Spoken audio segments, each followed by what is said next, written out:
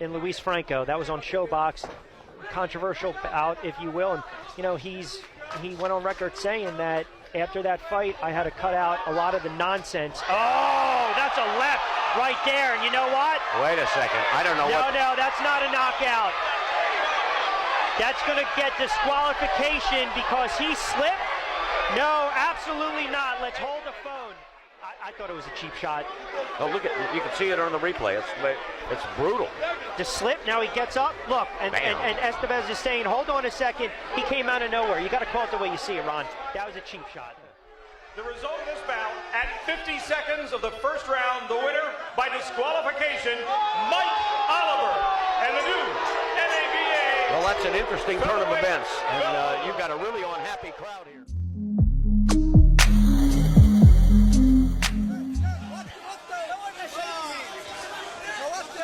Billy doesn't quite know what to make of Yamaguchi here. Yamaguchi, they're just slipping out of the ring and everybody's out of their seat, but it was a slip. Oh, hang on, maybe it wasn't a slip. But Billy's hit him when he's down. The referee's missed that. Oh, look at this. The fight is over here in the first round. Oh, my God. Oh, yeah. Well, they seem to have lost control here inside the ring. This is not what we need. This is not what we need. But, you know, things like this happen. You just get back up and, you know... Talk us through this. He's going down. Yeah. It was just a bit of a... You know, it was in the moment. The shot was in the moment. Things like that happen, you know what I mean? I thought, you know, he looked like he was gone there, but... Yeah.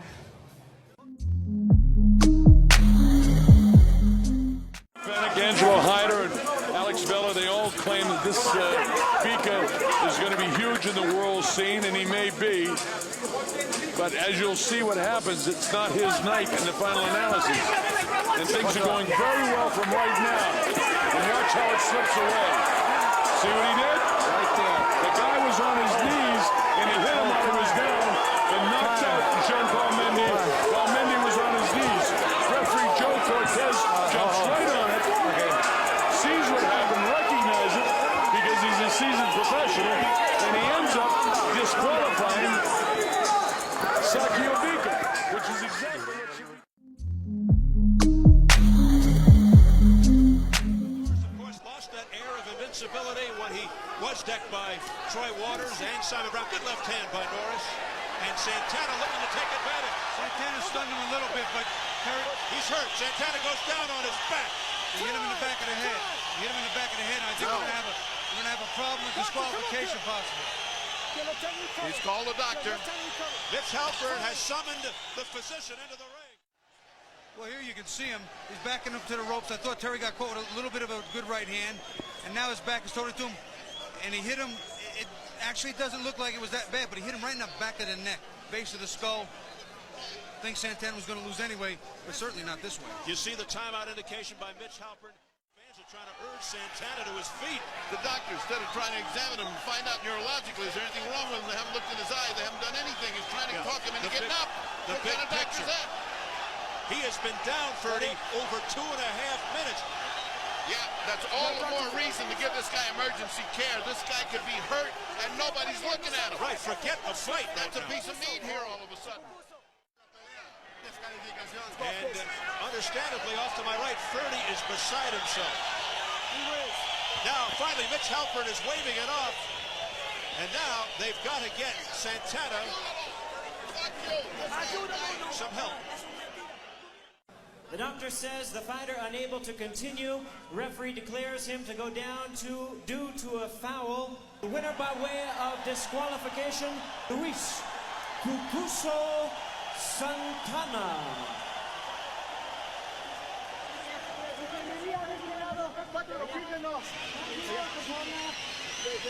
They gave the title to Santana via disqualification foul. He won the title on the stretcher.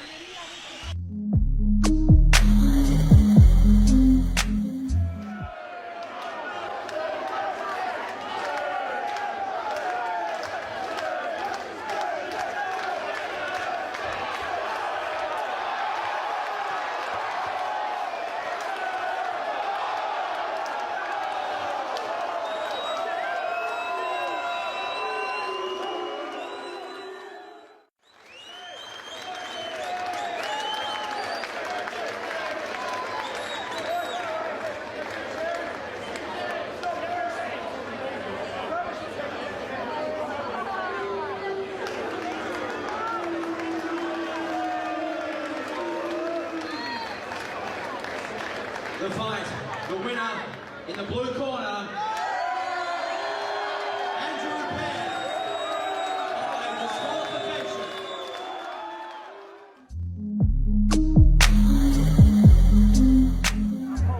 More than halfway into round 4. And you know, Riddick Bowe is not bending his knees inside. Now he hurt Mathis with that right hand. That was a terrific right hand, and Buffer is flat-footed at the moment, ducking and slipping. Bowe has missed 7 straight big shots. And then he knocked him down while he was down. And he could get penalized for that if the referee won. He was on one knee. The fight could be over. Mercati is stopping the fight. Now it remains to be seen what decision Mercati's going to make here. You can see Bowe landing some fairly solid punches. And then Mathis was down on his knee. He was down at least 2-3 seconds, Jim, before Riddick Bowe just looked at him down on his knee and nailed him. Ladies and gentlemen, from the Convention Center here in Atlantic City, New Jersey, an intentional foul sustained to Principal Buster Mathis Jr. Therefore, the New Jersey State Athletic Control Board declares this bout a no contest. A no contest.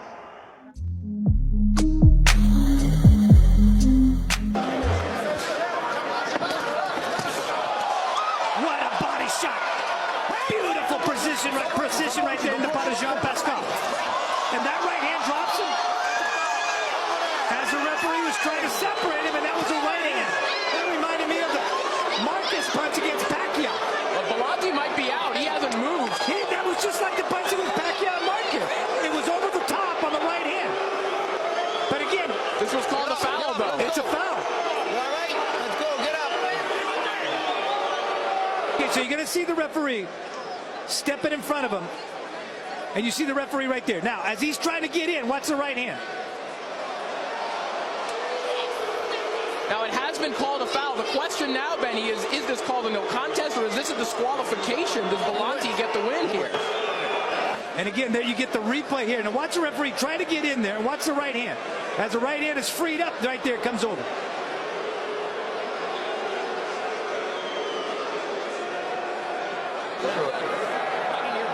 Roberto Belanti has not moved. He has remained right there. Now they're talking to him through the interpreter. Must be the gloves. The daughter of his promoter.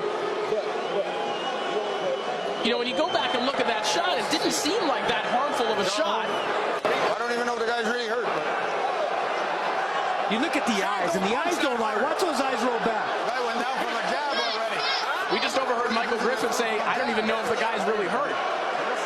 What needs to be determined here is whether or not the foul was intentional or not. Because but if they determine that it wasn't, then this just gets thrown out. This is a technical draw. But you know what? This guy just came over. He just come over. He said, "Nowhere would you win. That's a disqualification. They fucking came over here to try to get win on a fucking disqualification. That's exactly what European fucking soccer fucking dive."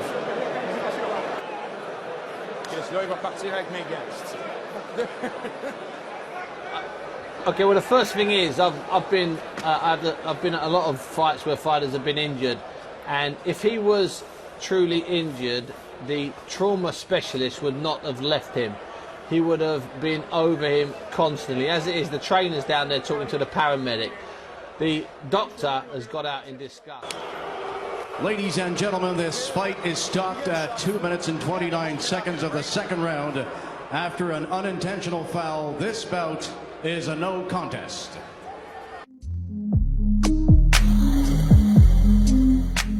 Norris has had trouble not doing that in some fights here. This fight is simply right for the taking. Anytime he wants, if he puts the pressure on. Final seconds of round 3.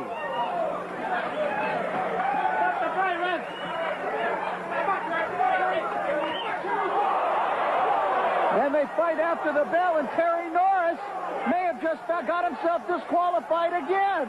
The round was over. I do not believe what I am seeing here. That is incredible for 2 fights in a row. Luis Santana has just been knocked out by an illegal punch after the bell, clearly after the bell, and deja vu, Dave Bontempo. There's Luis Santana flat on his back, and you know so they are going to ask for another disqualification. What could be going through Terry Norris's mind?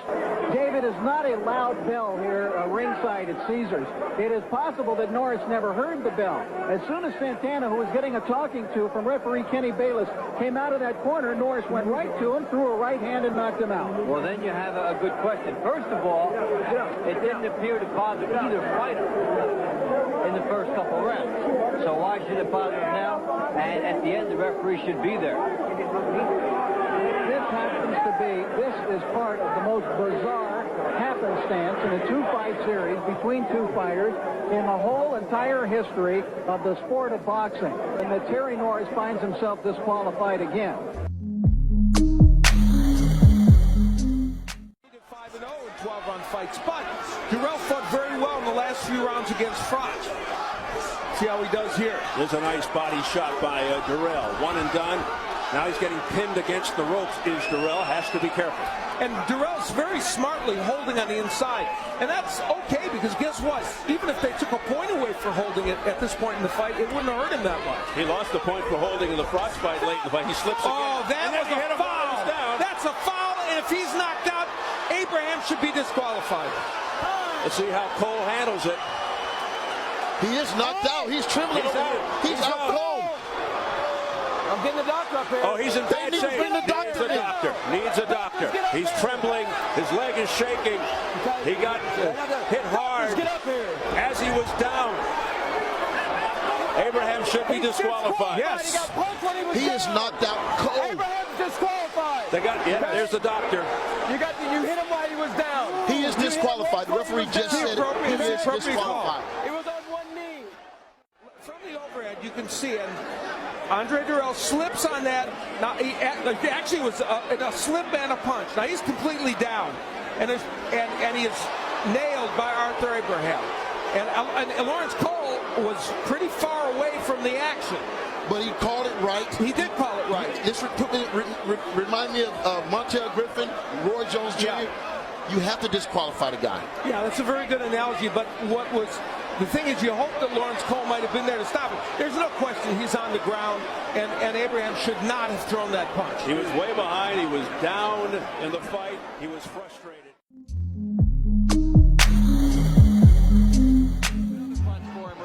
Watch the right hand. But most of the uppercuts, those are the type of punches that raise the chin of the opponent for the left hook. Oh, that punch was clearly after the bell. He just can't move around in the last two rounds. You gotta throw punches. More low blows, and now Gainer fires back himself on target. Norwood goes down immediately. Well, it's been a battle of low blow punching. 17, 18. Harold. Now he's going to stop it. Paul Cedar's going to stop it. Bout was over. He didn't get up. He didn't drop. That's an unbelievable ending to this fight. It certainly is. Roberto Duran is one of the greatest lightweights. Big right hand by Jones. Big right hand. And Griffin is hurt. No question about it. Griffin is hurt. Jones looking to finish. Griffin wobbling a little bit. Jones comes in and lands the right hand lead again. And a couple of left hooks. And Griffin's knee goes down. And Jones lands two punches after Griffin's knee was on the canvas. And now Griffin slopes forward. And Tony Perez starts the count. That was a foul. I don't know if Perez would call it. Question about it. Two punches while he was down. Not 1-2. And the doctors are in there with Montel Griffin, who took those two blows with his knees on the canvas. From an accumulation of punishment. Now he's down. He went down voluntarily. That's why Jones was a little bit mystified. Oh, there's no question that Jones. You remember the Riddick Bowe Mathis fight when they had plenty of time to set himself and go over to the neutral corner. Now look, he has all the time in the world. He's looking at the guy while he's down. Nails him two more punches. Hard to imagine what Roy was thinking when he fired that. Being told that Roy Jones is going to be disqualified and will lose his title.